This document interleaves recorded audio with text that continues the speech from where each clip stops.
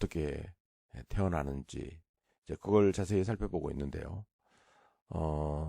믿음을 표시하기는 했지만 아브라함과 사라가 하나님께서 하신 약속을 자기 능력으로 받아들일 준비가 안 돼 있고 인간은 하나님 은혜 아니면 정말 죄 속으로 계속 빠져들 수밖에 없는 그런 한계, 이런 것들이 우리 지난 시간 롯과 그의 가족들 이야기, 또 아브라함과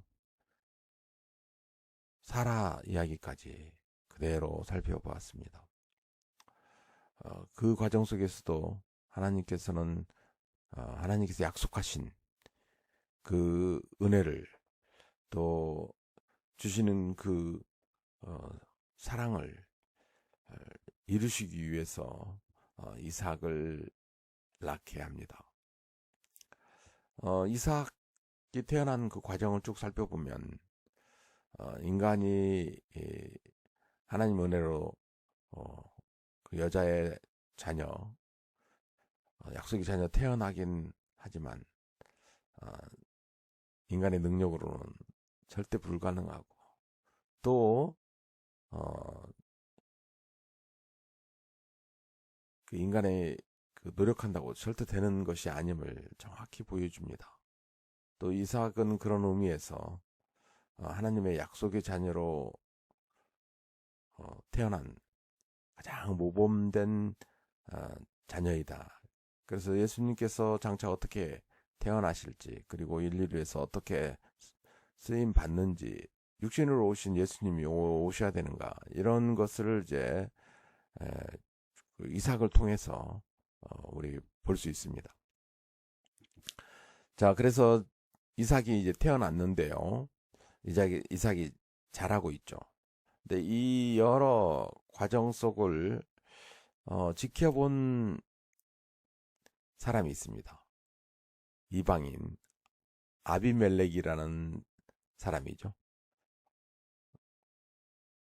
같은 지역에서 뭐 살고 있는데, 한바탕하면 사라와 불편한 관계 속에서 저주를 받아볼 뻔했던, 그런데 하나님께서 자리를 잘 유지하게 해서 기적처럼 어떻게 살아난 사람입니다. 또 그의 족속들입니다. 자, 아비멜렉은 현명한 목격자였습니다. 그래서 하나님께서 그 사라와 한 약속, 언약의 씨를 보호하고 계시다라는 것, 그리고 기적처럼 이삭이 태어났고, 또 이스마엘도 하나님 은혜를 받고 있다는 것. 이러니 아브라함과 적으로 남으면 절대 안 되겠죠. 그래서 이제 오늘 그 아비멜렉이 이제 찾아옵니다. 22절, 그 무렵에 아비멜렉과 그의 군사령관 비골이 아브라함에게 말하였다. 하나님은 당신이 무슨 일을 하든지 당신을 도우십니다. 이제 여기 하나님 앞에서 당신이 나와 나의 아이들과 나의 자손을 속이지 않겠다고 맹세하십시오. 당신이 나그네 살이를 하는 우리 땅에서 내가 당신에게 한 것처럼 당신도 나와 이 땅 사람들에게 친절을 베풀어 주시기 바랍니다. 자, 아비멜렉은 한번 그 아비멜렉 입장으로 봤을 때는 속였죠. 그래서 한바탕하면 저주의 대상이 될 뻔했죠. 그래서 이제 다시는 그런 속이는 거 하지 말라고 온 거죠. 지금. 그러니까 속임을 당할 뻔한 사람이 속이지 말라고 와서 협정을, 참 아이러니컬한 상황입니다, 이게. 그런데 아브라함에게 와서 간청하죠. 그건 아브라함 뒤에 하나님이 계시다라는 것을 정확히 알기 때문에 그렇습니다. 그러니 아브라함이 마다할 이유 하나도 없죠. 그래서 24절 아브라함이 말하였다. 맹세합니다. 이렇게 말하고 나서 아브라함은 아비멜렉의 종들이 우물을 빼앗은 것을 아비멜렉에게 항의하였다. 그러나 아비멜렉은 이렇게 말하였다. 누가 그런 일을 저질렀는지 나는 모릅니다. 당신도 그런 말을 여태까지 나에게 하지 않았습니다. 나는 그 일을 겨우 오늘에 와서야 들었습니다. 자, 이런 평소에 말하지 못하는 사연이 있는 거죠. 그렇죠. 그래서 대화가 필요합니다. 아비멜렉 종들이 자기네 동네에 온 아브람 그 종들과 함께 평화롭게 지내지 않고 지금 분란이 있었다라는 거죠. 근데 그게 잘못하면 커지면 국가 간의 분쟁이 될 수 있고 또 아브람 가문과 아비멜렉 그 가문과의 적대 관계를 가지면 안 되잖아요. 자, 이게 이제 이삭과도 이제 나중에 이게 반복됩니다. 이런 그 우물 싸움이 저 뒤에 이제 가면 하지만 그들이 이렇게 종들이를 시켜서 그러는 어쩐지만 종들이 와서 이제 우물을 차지하려고 그럴 때 이삭은 전혀 싸우지 않고 그냥 다 주워버리죠. 의로운 자의 표본으로서. 그래서 그때는 또 이삭과 함께 평화 협약을 체결합니다. 자, 이것은 아브라함과 아비멜렉 간의 지금 협약이죠. 27절 아브라함이 왕과 소를 끌고 와서 아비멜렉에 주고 두 사람이 서로 언약을 세웠다. 아브라함이 양떼에서 새끼 암양 7마리를 따로 떼어 놓으니 아비멜렉이 아브라함에게 물었다. 새끼 암양 7마리를 따로 떼어 놓는 까닭은 무엇입니까? 아브라함이 대답하였다. 내가 이 우물을 파놓은 증거로 이 새끼 암양 7마리를 드리려고 합니다. 그러니까 이건 지금 아브라함이 우물이라는 거죠. 그리고 다른 거는 뭐 모르겠고 이거는 분명히 내 우물인데 이 두 사람이 여기에서 이렇게 맹세하였으므로 그곳을 부엘세바라고 한다.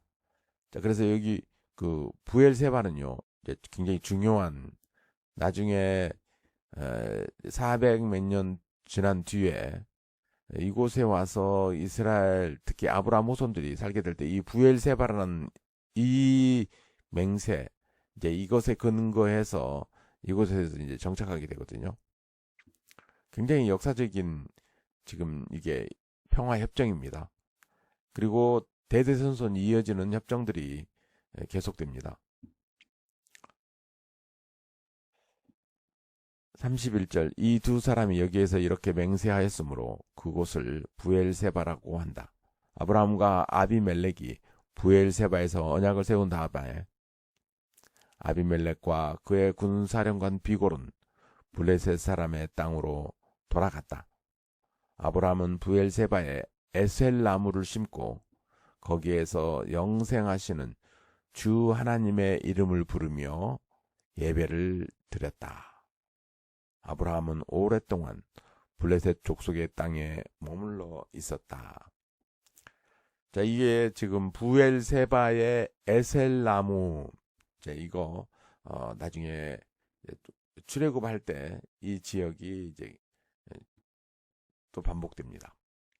자, 그래서 21장이 마쳤고요. 22장에 가면요. 쭉 24장까지 하나님께서 물론 계속 하나님께서 준비하신 일들이 반복되고 있는데요. 특별히 여기서부터는 이제 여호와 이레라는 사건들이 계속됩니다. 그건 준비되어 있는 그 이삭을 약속이 전이죠. 하나님께서 아브라함에게 시험을 하십니다. 번제로 바치라고. 그럴 때 아브라함, 아니 100살에 얻은 자녀인데 순종합니다. 그럴 때 하나님께서 이삭 대신에 수풀에 묶인 재물을 준비하죠. 그리고 또 이삭의 아내도 준비합니다. 자, 그러면서 이제 이 결혼도 이제 이루어지고 또 두 가정이 또 연합함으로 또 하나님의 계획이 어떻게 진행되는가, 이게 이제 쭉 24장까지 연결되거든요. 자, 22장 1절. 이런 일이 있은 지 얼마 뒤에. 자, 이런 일이라 함은 아브라함이 태어나고 또 이스마엘은 떨어져 나가고 또 그렇죠. 앞에 아비멜렉과 평화협정을 체결한 이때, 그럴 때 이제 이삭 중요하죠. 우리 지금 주인공 이삭이 성장을 했습니다. 그래서 10대 후반에서 아마 20대 초반쯤 되는 그런 시간적, 정확히 나이는 모르지만 그런 성장기 있을 때 하나님이 아브라함을 시험해 보시려고 그를 부르셨다. 아브라함아 하고 부르시니 아브라함은 예 여기에 있습니다 하고 대답하였다. 자, 이제 시험 내용인데요. 이 시험은 두 가지가 있습니다. 템테이션, 우리 번역이 이제 좀 유혹으로 그렇게 이야기하죠. 여기서는 이제 테스트, 자격이 되는지 안 되는지 테스트하는 거고요. 똑같은 시험에서 이제 그 사탄이 하는 시험, 그건 유혹입니다. 빠뜨려 버리려고, 죄로 빠뜨려 버리려고. 근데 여기에서는 지금 테스트입니다. 자격이 되는지 안 되는지. 그럼 여기는 실패하면 어찌 됩니까? 기다리죠, 하나님께서. 앞에서 우리 하나님께서 여러 번 시험을 아브라함과 사라를 했습니다. 그럴 때 그때 시험이죠, 그것도. 그런데 그때는 자격이 미치지 못했죠.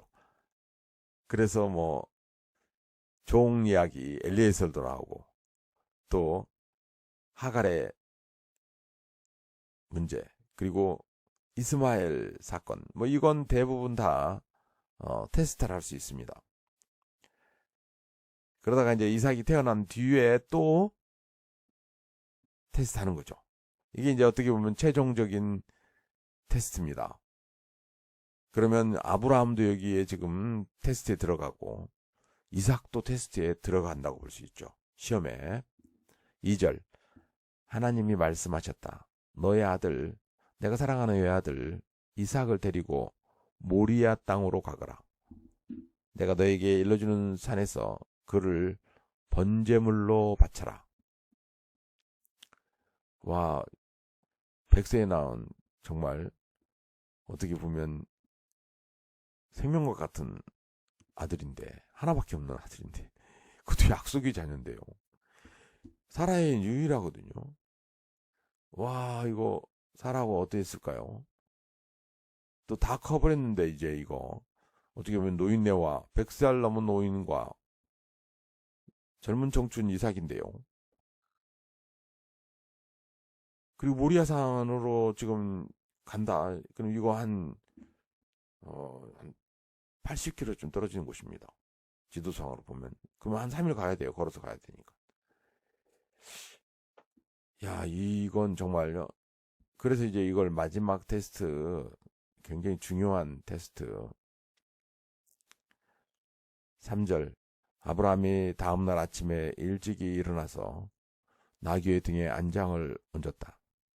그런 두 종과 아들 이삭에게도 길을 떠날 준비를 시켰다. 그 두 종 중에 하나는 충성스러운 엘리에셀이 들어있겠죠.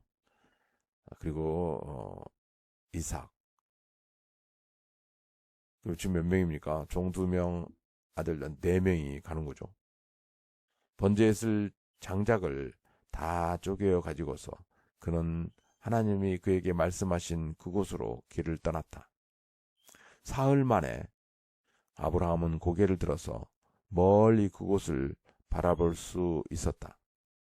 그는 자기 종들에게 말하였다.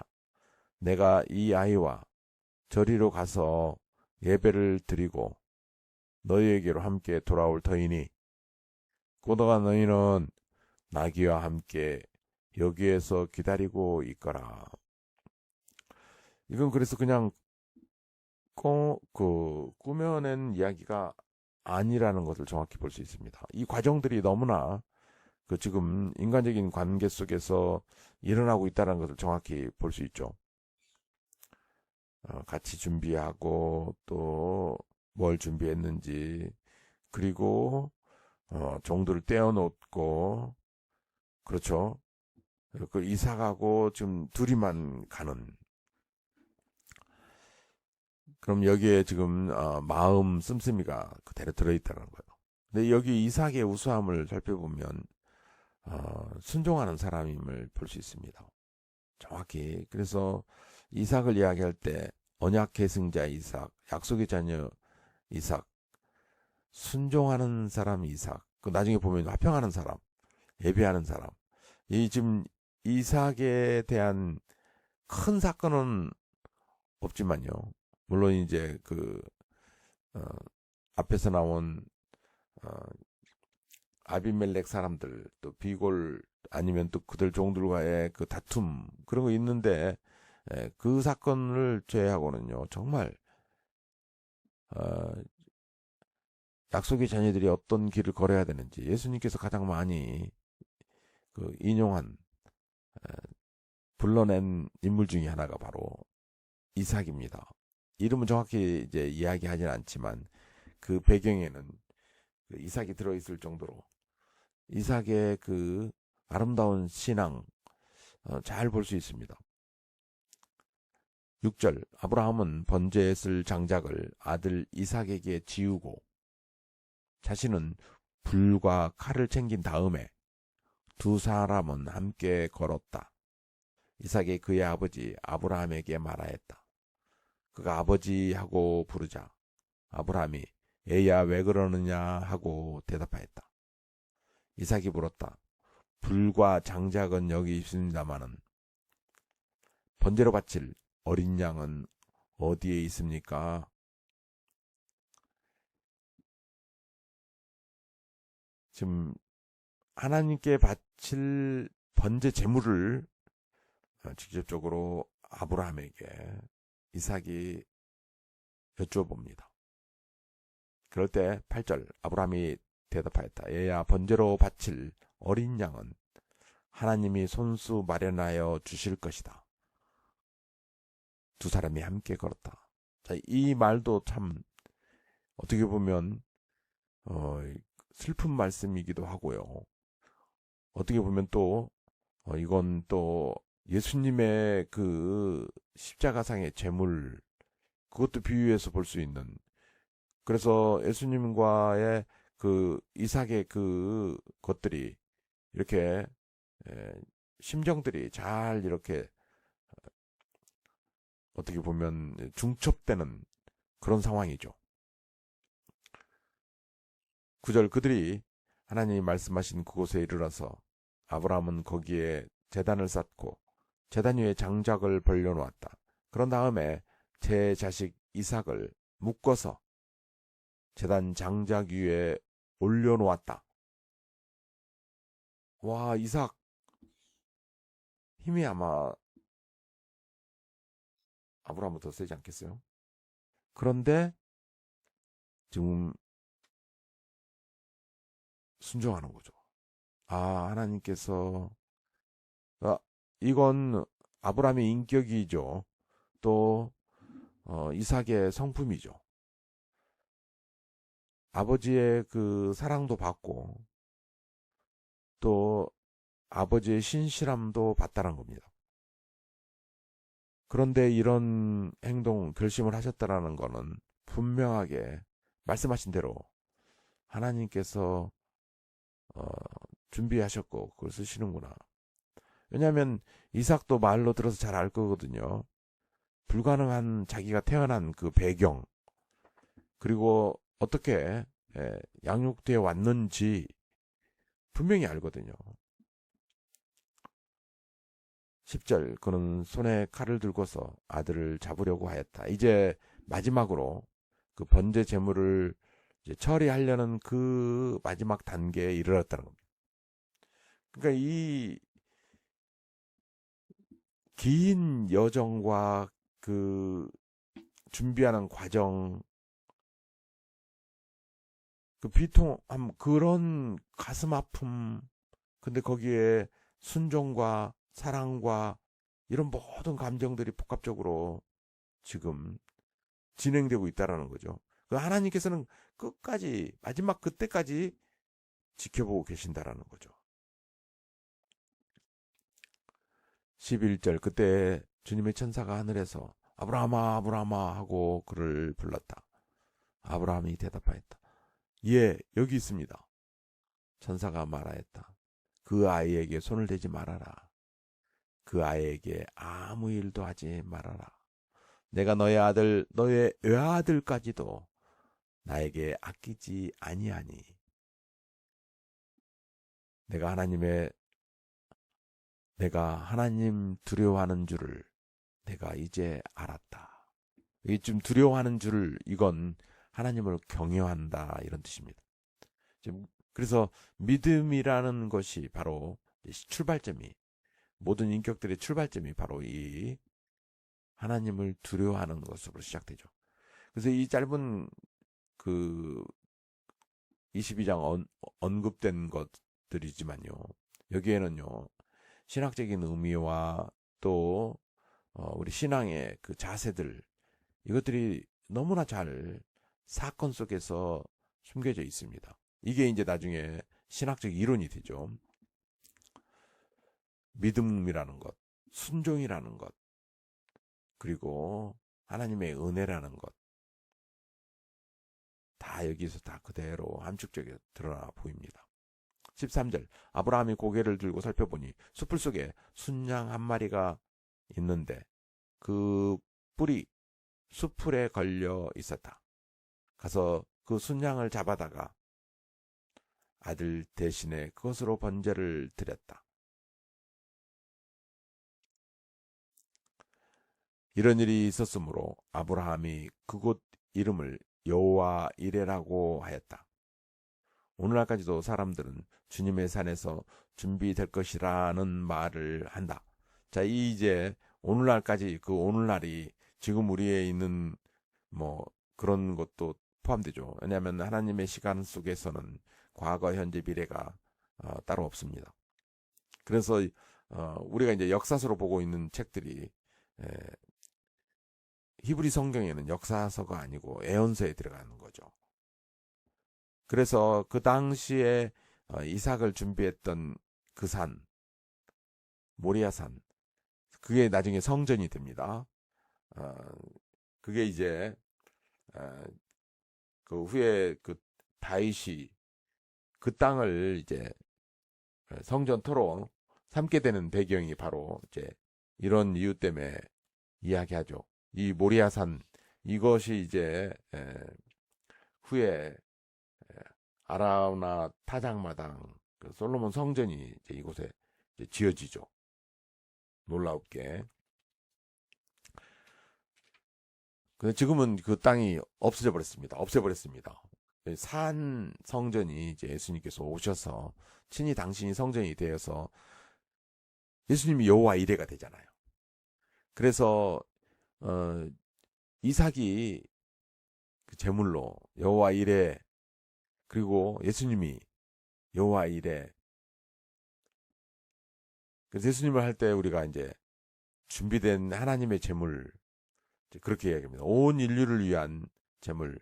그래서 우리는 하나님의 계획 안에서 순종하는, 하나님을 경외하는 사람이 되는 거죠. 예수님을 바라볼 때. 반드시 예수님을 이제 바라봐야 됩니다. 모든 그 역사 속 인간의 시간, 하나님의 시간 속에서 준비된 유일한 마지막 언약, 예수님이죠. 15절 주님의 천사가 하늘에서 두 번째로 아브라함을 불러서 말하였다. 주님의 말씀이다. 내가 친히 맹세한다. 내가 이렇게 너의 외아들까지 아끼지 않았으니 내가 반드시 너에게 큰 복을 주며 너의 자손이 크게 불어나서 하늘의 별처럼 바닷가의 모래처럼 많아지게 하겠다. 너의 자손은 원수의 성을 차지할 것이다. 그래서 22장 17절 이 말씀은 창세전에 예정된, 그렇죠, 교회가 바로 어떻게 나올지 정확하게 이야기합니다. 원수의 성, 이건 이제 원수가 차지하고 있는 그 능력, 그렇죠, 그걸 다, 자, 이게 지금 바로 이제 그 아브라함 그 시대, 또 이삭 시대 뿐만 아니죠, 야곱 시대, 이스라엘 시대, 그게 쭉 이어지면서 지금 교회가 온 땅에, 그렇습니다. 이 하늘의 별처럼 바닷가의 모래처럼, 이게 바로 삼위일체 하나님께서 하나님의 그 계획 속에서 어떻게 창세전에 예정된 교회가 올 것인가를 정확히 보여주시는 거죠. 18절, 내가 나에게 복종하였으니 세상 모든 민족이 내 자손의 덕을 입어서 복을 받게 될 것이다. 자, 이게 그대로 나오죠. 이게 지금 교회가 어떻게 올 것인지. 그래서 이게 이제 그대로 이삭에게 이어지고 야곱에게 이어지면서, 또 창세기 28장 야곱 이야기죠. 14절에는 야곱을 통하여 모든 민족이 이 복을 받게 될 것이다. 그래서 여기서 이제 유명한 이야기 나오죠. 순종하면 복을 받는다. 사실 그게 이제 그 복이 영원한 생명을 얻는다는 뜻인데요. 여기에서 볼 때는 사실 영혼 육의 복이 여기에 해당되기도 합니다. 너무 이제 육체적인 복을 이제 기복신앙으로 가버리면 그게 문제가 되긴 하지만, 여기에서는 그렇죠, 여기 17절과 함께 이어 볼 때 바로 이게 교회입니다. 그리고 교회 안에 들어왔을 때 하나님께서 어떻게 영혼 육의 복을 주실지, 그거죠. 하나님께서 약속의 자녀를 어떻게 책임질지. 그래서 이 부분은 한쪽 부분, 그러니까 육체적인 것만 강조하면 되는 게 아니고요, 영혼 육을 다 함께 하나님께 드려지고 순종할 때 영혼 육이 회복되어지고 영혼 육이 복을 받는다. 복음의 원리입니다, 이게 그대로. 그래서 이삭이 제물로 드려진 것처럼 예수님께서 직접 오셔서 육신으로 오셔서 제물로 드려지고, 그 제물로 인하여서 원수들에게 그 갚고 또 여자의 후손으로 약속된 죽음의 문을 벗어나는 그 열쇠를 바로 또 예수님께서 우리에게 주고, 자, 여기 그대로 다 함께 언급되어진 내용들입니다. 일부분만으로 가가지고 기복신앙으로 가면 되면 안 되고요. 영혼육이 온전히 회복되어져서 새하늘과 새 땅, 그 진주문 앞에까지 가는 온전히 회복되어지는 그 복을 이야기합니다. 19절, 아브라함이 그의 종들에게 돌아왔다. 그들은 부엘세바 쪽으로 길을 떠났다. 아브라함은 부엘세바에서 살았다. 자, 그러면 지금 아비멜렉과 평화협정, 그리고 이삭의 그 시험 쭉 이야기하는데요. 여기에 뜬금없이 나홀의 자손 이야기가 붙어 있습니다. 그럼 하나님께서 또 뭘 준비했는지 이제 보여주시는 거죠. 20절, 이런 일이 있은 지 얼마 뒤에 아브라함은 밀가가 자식을 낳았다는 말을 들었다. 밀가와 아브라함의 동생 나홀 사이에서 아들들이 태어났는데 맏아들은 우스이고 그 아래로 보스와 그무엘과 게셋과 하소와 빌다스와 이드랍과 부두엘과 같은 동생들이 태어났다. 부두엘은 리브가의 아버지이다. 이 여덟 형제는 아브라함의 동생 나홀과 그 아내 밀가 사이에서 태어났다. 나홀의 첩 루마도 데바와 가함과 다스와 마가 등 네 형제를 낳았다. 자, 나홀의 자손을 이야기하면서 지금 리브가 이야기를 이야기하죠. 그렇습니다. 아직 리브가는 이제 여기서 리브가를 이야기하는 거는 그렇습니다. 이제 그 순종하는 이삭과 같이 또 하나님께서 준비한 순종하는 딸이 하나 있는데 둘이 이제 맺어지겠죠. 그 이야기가 23장에 이제 정확히 이제 어떤 배경을 통해서 리브가가 맺어지는지 이제 24장에 가면 이어지거든요. 23장에는 그 어간에 이제 사라가 죽게 됩니다. 이제 그 이야기가 이제 나오는데요. 자, 사라 이야기 23장은 다음 시간에 보도록 하겠습니다.